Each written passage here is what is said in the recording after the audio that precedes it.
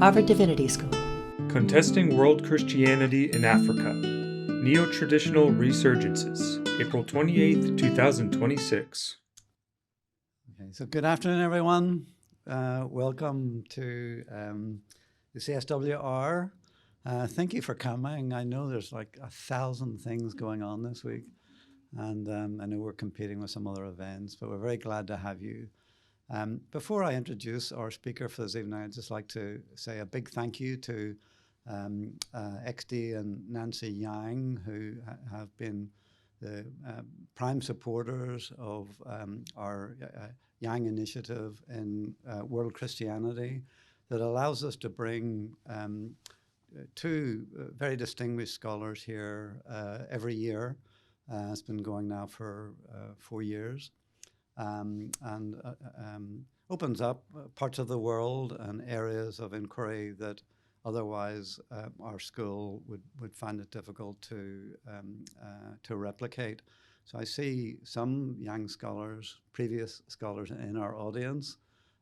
So thank you for coming. And I'd also like to say that the young scholars who come teach a course and give a public lecture. And this year, we also started up a little seminar that we meet monthly in my office in Divinity Hall. And it's just been a tremendous joy to have visitors here and reconnect with past young scholars and just look at what's going on in world Christianity. As you know, all of you know very well, that the center of gravity, the demographics of world Christianity has changed, is changing, and will change dramatically. Over the past 100 years and going into the 21st century and beyond. So as a school, I think we need to know more about that. So we're very fortunate, I think, to have such distinguished visitors who come and give their time. We've had just some great discussions. We also hopefully have a volume coming out that stems from a working seminar we were able to put on through the Radcliffe Institute of Research at Harvard. All the papers are in that. Introductions have been written, and we're nearly there. And there are several people in the audience have contributed to that, which is a very serious volume on where we've come from, where we are now, and where we might be going to in the study of world Christianity. So anyway, with all that, I just want to say that because I think it's a very exciting initiative for the for Harvard Divinity School, and it's appropriate, I think, that the Center for the Study of World Religions has been really great friends and helpers in this. As you know, one of our seminar participants, Gillian, gave the Hackett lecture here a month ago on public Christianity in China, and now we're very proud to have a lecture more specifically on Africa. So my friend, colleague, and visitor this year is Ludovic Lado. He's a Cameroonian Jesuit priest and associate professor of anthropology. He holds a doctorate in social and cultural anthropology from the University of Oxford and has spent the past 2 decades teaching and working in academic Jesuit institutions right across Africa, including Cameroon, Côte d'Ivoire, and Chad. He has just recently been appointed Dean of the School of Arts and Sciences of Hekima University College in Nairobi, Kenya. Congratulations. Which is where he started his academic career many, many years ago. Like 4 or 5. 24, 5. Anyway, 30? No, 24, 5. So his research focuses on the relationship between religions and society in Africa, with particular attention to African Christianity, religious pluralism, and contemporary social transformations. He has edited 2 volumes on medical and religious pluralism in sub-Saharan Africa, and is the author of The Politics of Gender Reforms in West Africa, published in 2023. His current book project is entitled The Making of the Anthropology of Christianity in Africa.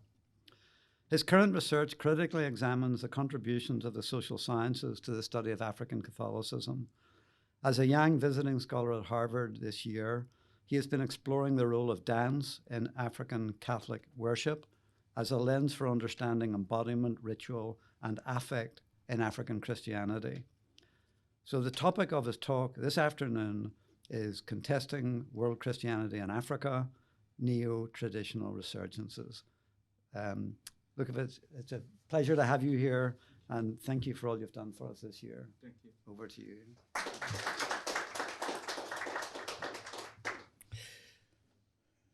Thank you, David, for the introduction, and thank you, Dean Mala, for being here at this very busy time of the year, for making time to be here.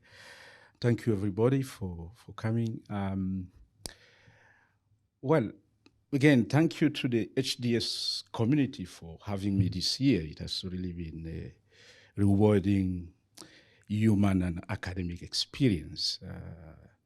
And my gratitude also goes, of course, to the young family, which makes it possible, provides the resources for some of us to come over here and spend some time exploring the many ways in which Christianity is unfolding around the world. So again, thank you for coming.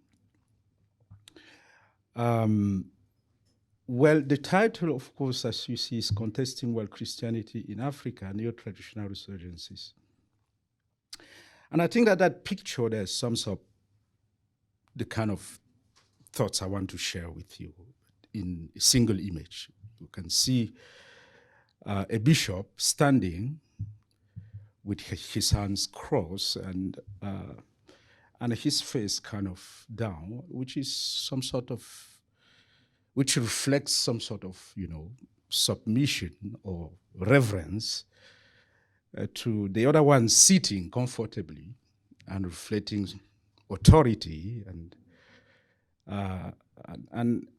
again, it's a way of capturing the negotiation or renegotiation of legitimacies or religious legitimacies at the local level in some parts of Africa. But then we'll come back to that picture at some point. So what do I hope to achieve in this talk? It is basically to explore what I've called the resurgence.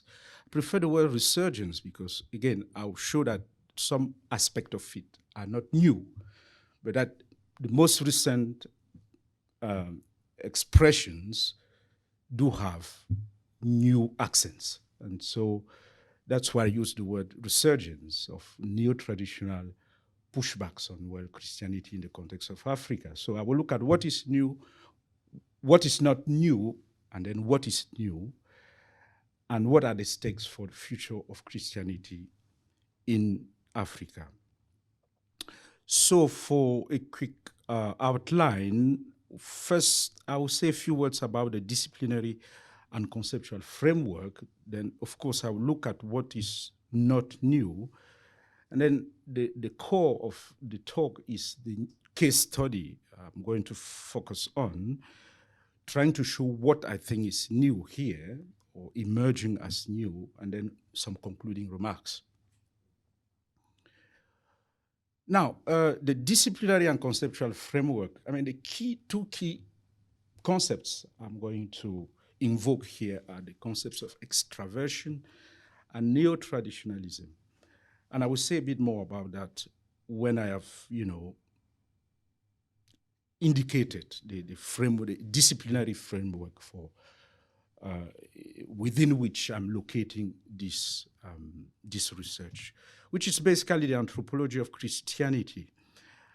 And well, that quote there from James and Johnson, and by the way, Wendy James, was my supervisor when I was doing my thesis in Oxford. So this is a way of acknowledging her contribution to my intellectual trajectory. So she edited this book in 1988 when people were barely talking about the anthropological turn to Christianity, which became the talk of the day from the year 2000. And she said this in this book entitled Vernacular Christianity. She says, It is perhaps through the study of the different practices and perceptions of Christians, rather than through the study of their doctrinal differences, that an understanding of Christian diversity can be best achieved. It is here in the study of the religious life and expression of particular communities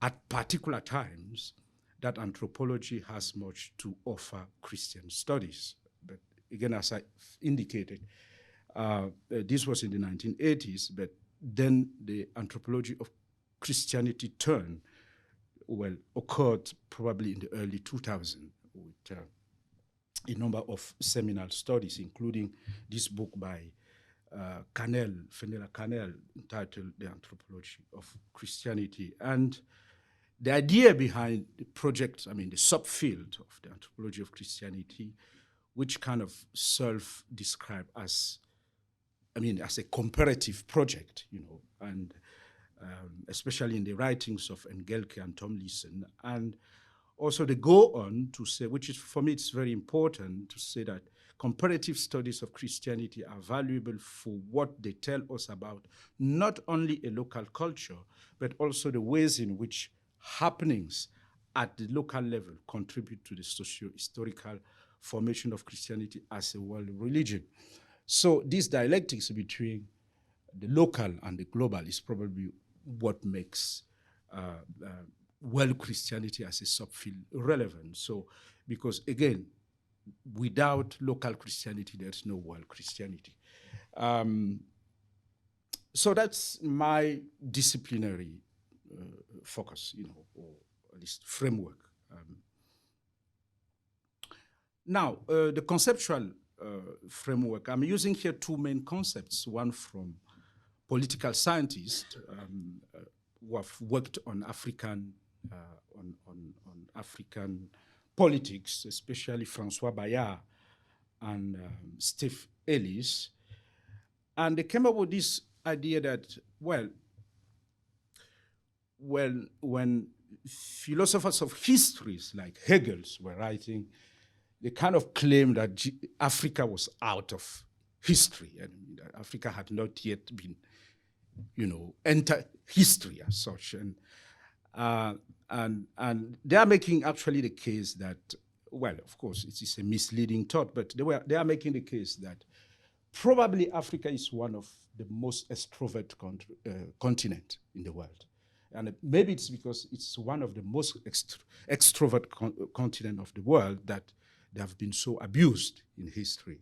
You could, when you think about, you know, the history of slavery and colonization, and what some people call it today neo-colonization. So they actually argue that, of course, Christianity has been open and exposed to all kinds of, you know, a variety of externalities. And how has Africa actually domesticated those externalities? And give us here at least 6 modalities of engaging those externalities: coercion, trickery, flight, mediation, appropriation, and its opposite, rejection. And I think we are looking in this particular talk at rejection as a way of engaging externalities. But more importantly, these attempt to reject externalities, you know, carry some form of paradoxes. Yeah. And Bayard and Ellis go on to say that in practice, it is often difficult to distinguish between practices of appropriation and their opposite, namely practices of rejection or opposition. Forms of rejection can be modes of appropriation and reinvention. And so that's for the concept of extraversion, which include, of course, rejection. The second concept that I'm invoking here is the concept of neo-traditionalism as a reinvention of tradition. Of course, we are familiar with the concept of the invention of tradition.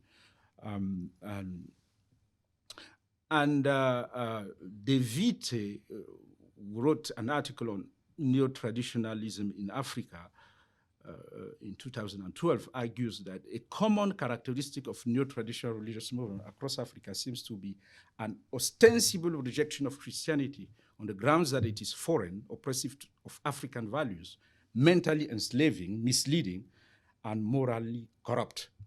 But then she goes on to add that at the same time, just like Ellis and Bayard, at the same time, however, many such groups incorporate Christian elements in one way or the other. So that's for the first part of it, which means, again, locating this talk conceptually. Now, talking about neo-traditionalism in Africa, what is not new? Well, again, what I'm trying to show in this section is simply that neo-traditionalism has taken many forms in the past. And the challenge for me, indeed, in this talk is to show what is new. So, but I want first to show what is not new.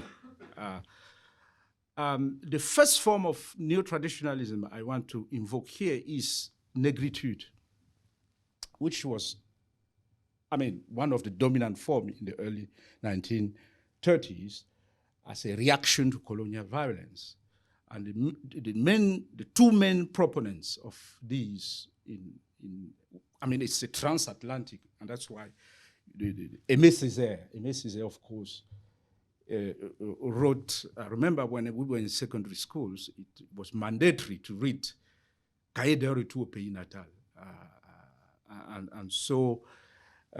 And it was so hermetic that, because it's a very hermetic literary piece, that the professor had it it was very difficult for him to bring us to understand what was being. But it was basically a rebuttal of colonial violence, but in a poetry form, including Senghor, who after being educated in France, became the first president of Senegal. Also, he wrote, his poetry is still in that framework also. And the idea was basically to reclaim the values of Black culture and identity. But again, this is more of an intellectual and a literary movement. So negritude is one of the earliest forms. I wouldn't say the oldest, but probably one of the earliest forms. Then it could also take a political form, because those who have studied African politics knows that in the 1970s, the politics of authenticity was very, popular in some of the countries. For example, in Congo, the Congo of Mobutu Sese Seko, and in Chad, where Ngata Tombalbaye were head of states, they kind of impose a ban on Western suits and names, encouraging Africans to throw away Western names and clothes and wear African, the so-called African, neo-African costumes and names. So, and more recently, as you can see on that other picture there, in Burkina Faso, where you have some of the staunch nationalist leaders these days against France, the current president who is there, and is a military, he imposed again on schools to use local fabric in the name of authenticity and sovereignty. And so again, it can take ideological and political expression. And one of the most recent one, which is also transatlantic, is definitely Afrocentrism, which is linked to at least two big names in the history, in scholarship, both in Africa and in the US. You have Cheikh Diop, who is a famous historian, African historian, and of course in the American author Molefi Asante, and the idea again is to focus on or to use African epistemologies as the framework for thinking about Africa, and Kemetism which is kind of the spiritual offshoot or religious offshoot of Afrocentrism, advocates for a recovery of ancient Egyptian spirituality and the reconstruction of an indigenous metaphysics. And so it is kind of widespread among middle-class intellectuals in West Africa, Southern Africa, and to some extent in North Africa these days. So those are some forms of neo-traditionalism, which are quite popular, you would say, these days in both in Africa and in North America, or in the Caribbean, you could say. And lastly, I want to mention this other form of neo-traditionalism, which again was studied by De Vite, which is called Africania Mission in Ghana.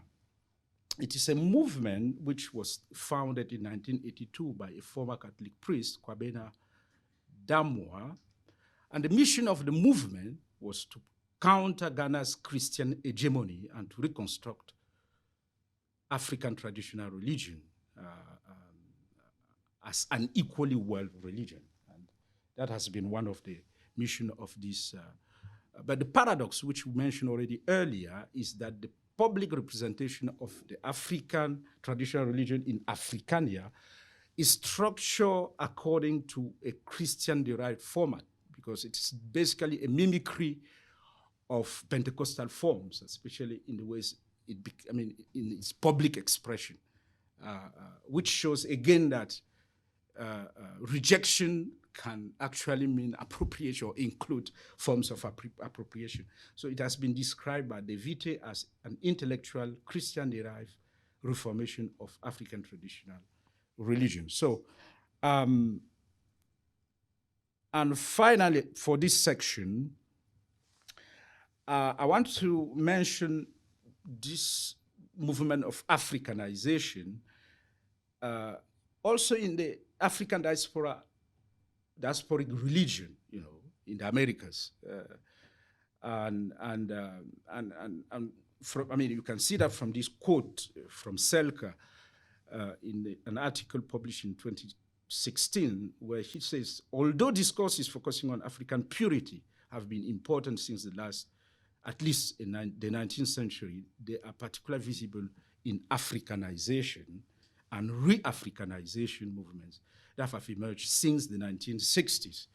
Among the objectives, this movement aimed at the elimination of Catholic elements from the practice of African ADRs, and often emphasize Yoruba language and culture. This trend is evident in Cuba, for example. Again, this just to show that it's not just this sort of neo-traditional tendencies do not only occur in Africa, but also across the Atlantic, and including in the Caribbean and even in Latin America. And I've just spent 2 weeks in the U.S. Virgin Islands during Easter time, because I wanted to have a glimpse of how Easter is celebrated there.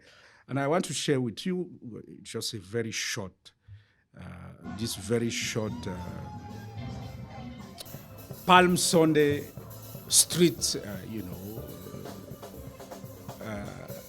and what struck me is that they were dancing actually, which is not something I usually see in the mainland. So,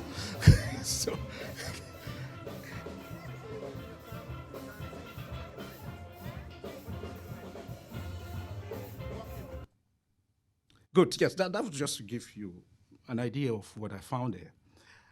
Now, the third section. What is new in this? In what do I think is new in recent development? And I want to take you through a case study in Cameroon, which is the focus of my current research. So I'm arguing that the new, or at least the case I'm studying compared to the older forms I've just shown, that the new forms are grassroots instead of being intellectual or, elitist. And these are grassroots movements led by local chiefs which are well-established institutions. And also the second thing I'm arguing for is that in these cases, the principal interlocutors in the contestations are no longer white foreign missionaries, but local African Christian clergy, which changes the dynamic of the conversation. And finally, one new accent here is that there is here a direct confrontation with Christianity, which was not clearly the case in the past, this direct confrontation. And so the case study I'm going to run through is a conflict, a recent conflict between the Catholic clergy and local chiefs for the control of ritual capital in the grass field of West Cameroon. And talking about the grass field of West Cameroon, well, you can easily locate Cameroon, which is in West Africa, neighboring Nigeria.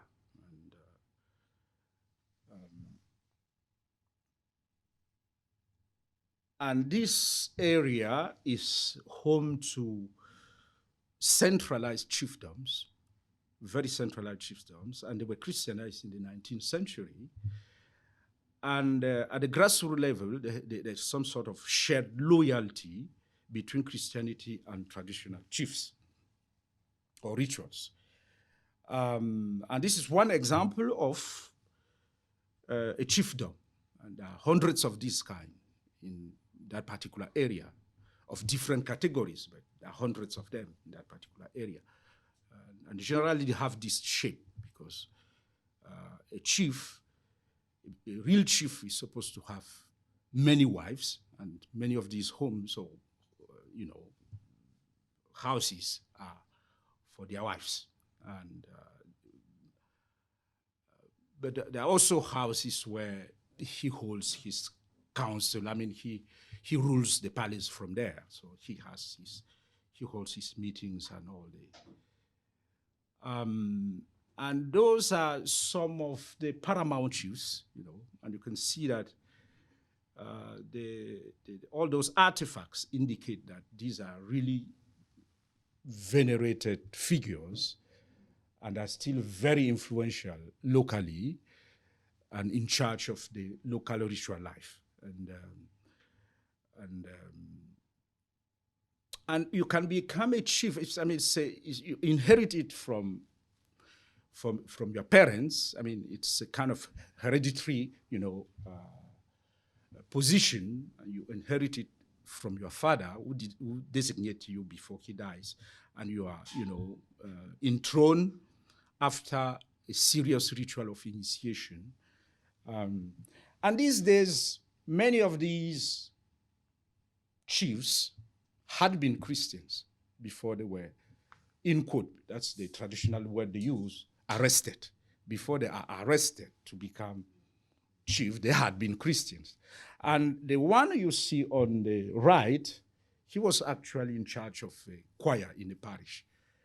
But he's now a staunch kind of promoter of cultural renaissance. Because again, he has no choice. The moment they arrest you, you are bound to become the custodian of tradition and so on. Now, very quickly, just to give you an idea of how relations between traditional chiefs and, customary authorities and traditional chiefdom, and missionaries, how these relations have evolved. The key word here is transactional relations. They were transactional. They have been transactional through the history of Christianity in Africa, which means that for customary authorities, it was an opportunity to gain access to modernity or to the goods of modernity, particularly education, medicine, and Western technology. But for missionaries, securing the support of a chief and even his conversion often constituted a decisive condition for durable establishment within local communities.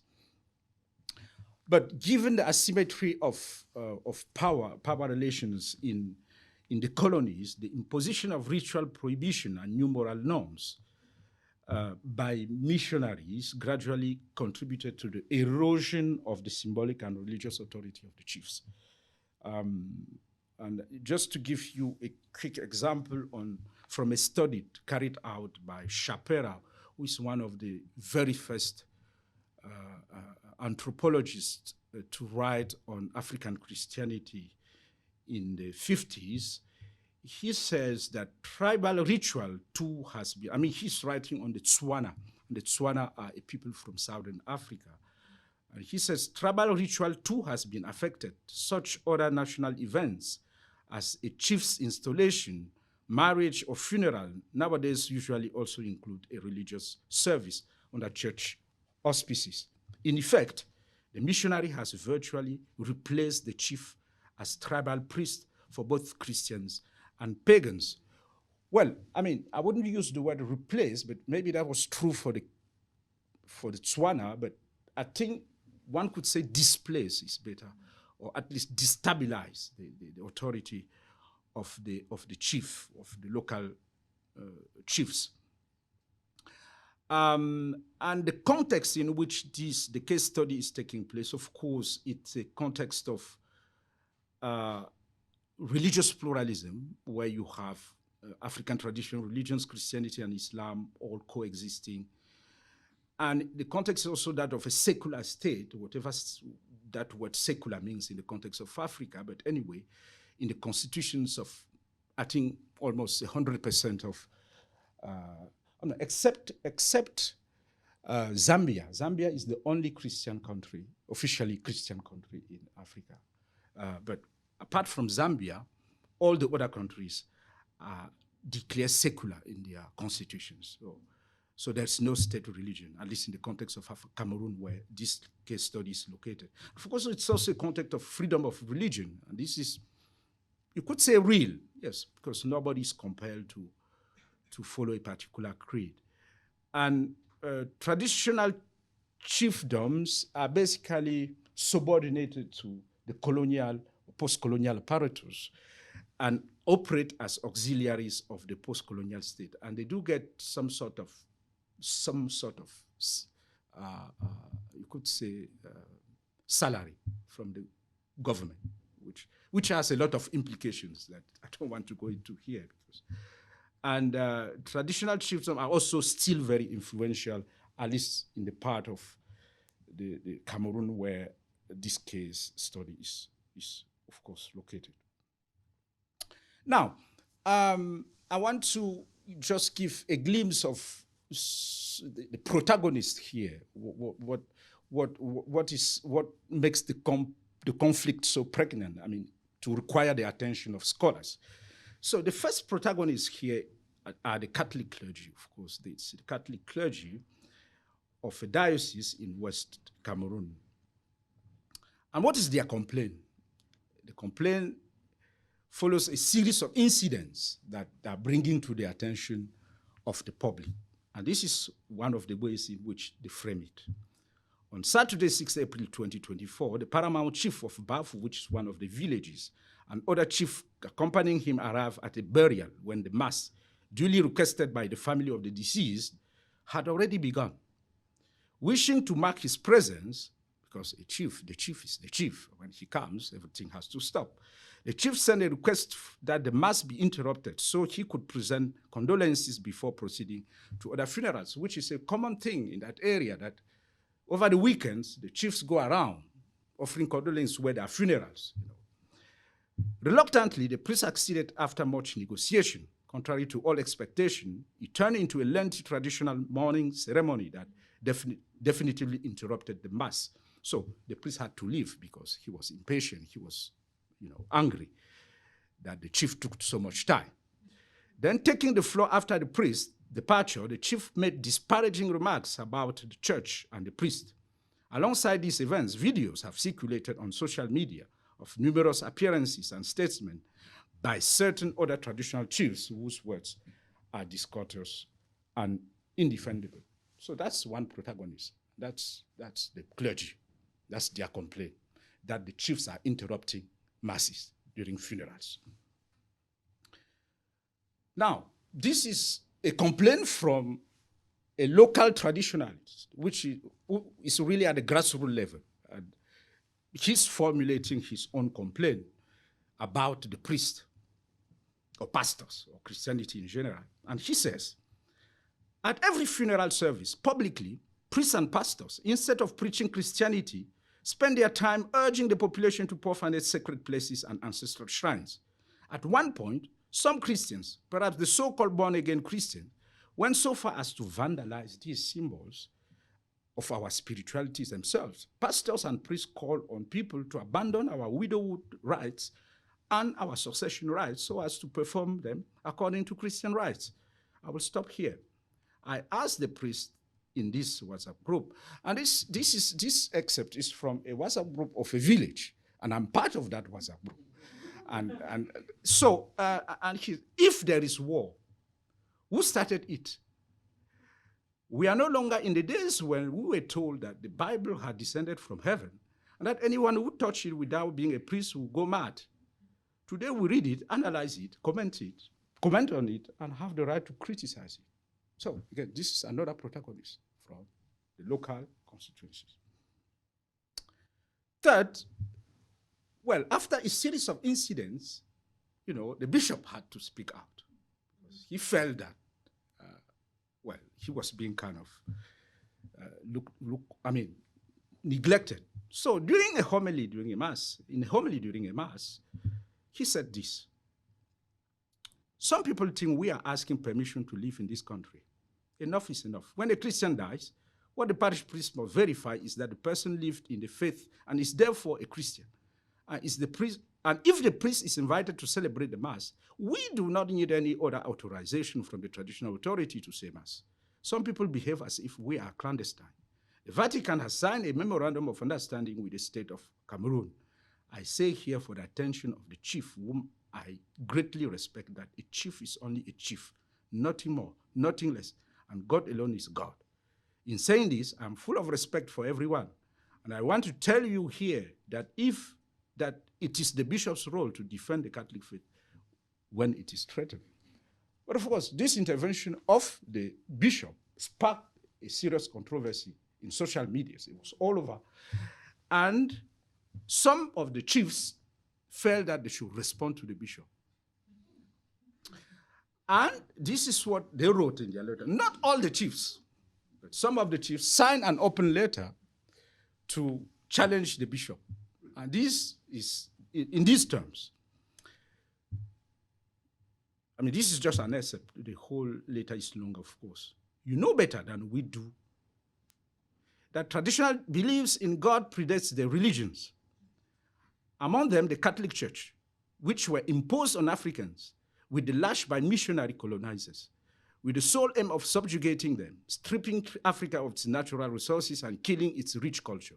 The Catholic Church remains to this day a source of alienation for our people, maintained by religious neo-colonizers, of whom you, Your Excellency, are the worst example.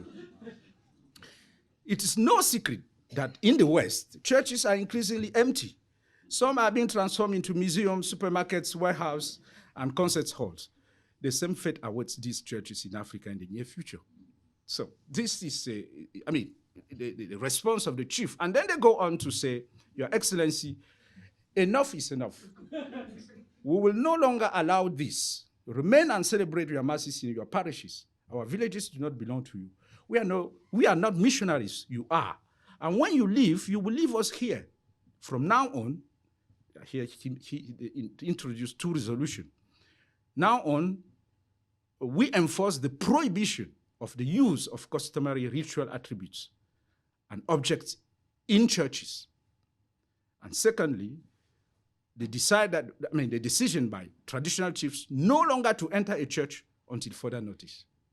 So, again, these are not all chiefs signed the letter, but not all the chiefs signed the letters, but a number of them did. But, so there was a controversy as to whether this represents the mindset of all the chiefs. But anyway, it's not kind of they don't have all the same attitude towards Christians anyway. Some are more amicable. And to finish on this is that, again, beside the controversy, there was also this critique of the inculturation movement by some local constituencies who wrote to this other bishop, not the same bishop, but this other bishop in the same area, basically denouncing inculturation, which is, you could say, another neo-traditional approach to Christianity, but from within Christianity itself. But again, the idea is that they are strongly denouncing what they call the mood display of their culture in Catholic premises or elsewhere under the guise of inculturation. And that last sentence there basically says, we shall not want to be left with any other option than seeking redress from the courts for injunctions to protect what we consider sacred and sanctity in our culture, or sacred in our culture, yes. So, and just to give you a few examples of what their problem is, that what you see there is appropriation of, the attributes, cultural attributes, local cultural attributes by the Christian clergy, of course. And there again, you have an archbishop, the nuncio in the middle, and then another bishop, and they're all wearing all these traditional. So some of these cultural movements find it offensive that they are, violating their cultural identity. The same with the other picture, where again you find bishops, wearing all these costumes, which are again authentically, as they put it, traditional. And finally, on this controversy, what you have there is a picture of Catholic priests who wrote a 15 pages response to the chiefs. And you can see that they are wearing all these traditional, and you can actually see that some of those, patterns are not very different from the patterns on my own shirt, so which makes that. So they dress like that to read publicly their response to the chiefs. And it was a very solemn occasion. And just to give you a glimpse of what was in there later, because again, it's a 15-page one, they said, it is appropriate to begin by affirming that there is not and there will never be a war between the Catholic Church and the traditional chieftaincies, at least as far as we're concerned. As Africans, we respect traditional chiefdoms and the personalities who legitimately embody them. Our chiefs are symbols and reference point of our culture, and we maintained with them multiple relationships marked by fraternity, cooperation, respect, and cordiality. Well, this is very kind. But then they go on to say, to disrupt the exercise and practice of a form of worship is to attack the freedom of worship of the citizen for whom that worship is celebrating, while simultaneously calling into question the right of the religion concerned to the free exercise of its faith. Cameroonian law does not recognize in a traditional chief the authority to authorize a religion or a form of worship within the portion of Cameroonian territory over which he exercises traditional command. Cameroonian law, likewise, does not grant him the prerogative to limit the freedom of a legally recognized religion, still less the right to disrupt a form of worship or to interfere in the internal organization of a religious service. So, again, basically, again, that's just to set the stage for what I think are the main protagonists in this kind of conversation, which will probably continue in the next few decades. In terms of concluding, my concluding remarks would simply be a way of, highlighting some of the interpretative directions I want to give to this data, which will be qualitative data.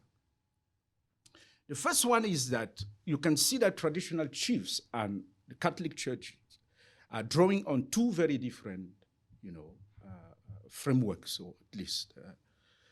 The first one, the traditional chiefs are working with legitimacy. They have their argument is the primacy of the legitimacy of traditional religions, and that we have always been here, and we have the right to be here. You are foreigners. You came in, and so we have the right to rule the place, and you have to bow down to us. That's basically the legitimacy language, which is, again. And then the Catholic clergy basically is invoking a very modernist argument, which is the freedom of religion argument, which again is, you could say paradoxical, because Catholic Church was one of the major religious groups to oppose freedom of religion, before Vatican II. But now they are using it to defend their own, survival. Their own survival. So this is one way of looking at it. So this dialectics between legitimacy and legality, of course, is not new to us, because especially if we locate it in a neo-Weberian context, or framework. And again, for me, what is at stake here? What is at stake is that, you have different constituencies here, vying for the control of symbolic and religious capital, especially in rural areas. And there are attempts here by customary authorities to reclaim or to reconquer ground lost to Christianity during the colonial or evangelization period. And there are also attempts here to renegotiate ritual power in the context of religious pluralism. So I see it as a repositioning of traditional religions, and I could say the aspiration of African traditional religions to the status of world religion.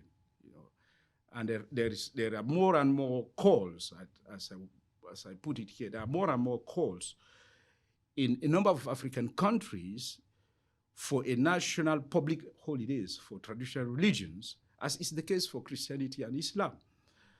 And it's already effective in countries like Benin and in some states in Nigeria and Ghana. So I feel that this is a trend which is simply grow. And there's also a growing interest of middle-class Africans interest in forms of neo-traditional spirituality, such as Kemetism that I mentioned earlier, which are spread, particularly through social media. And I want to end this by talking about, just a quick word on what I call the dilemma of Catholicism with regard to inculturation experiment. Because again, as you know, inculturation has been celebrated in theological circles in Africa as a way of healing, African initial ethnocentric approaches to African religions.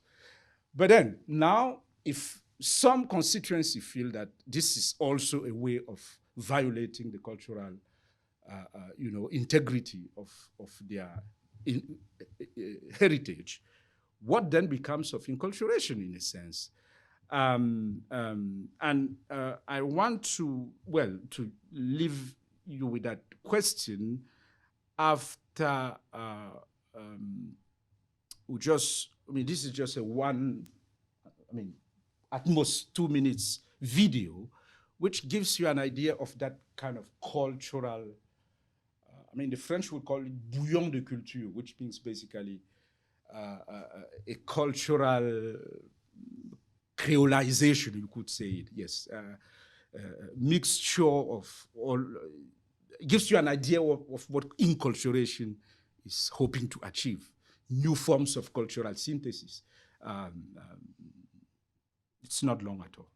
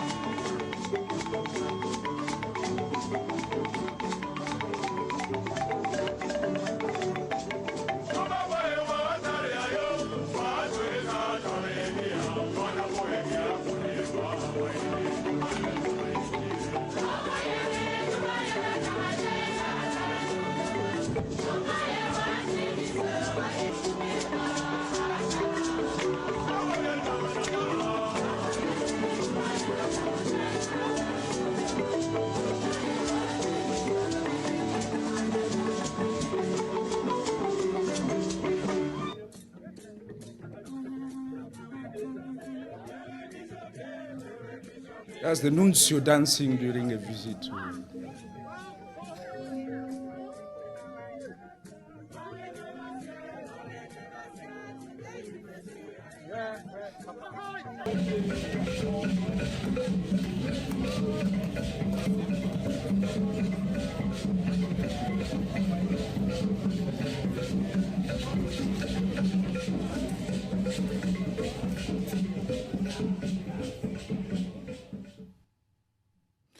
Well, thank you for your attention. And,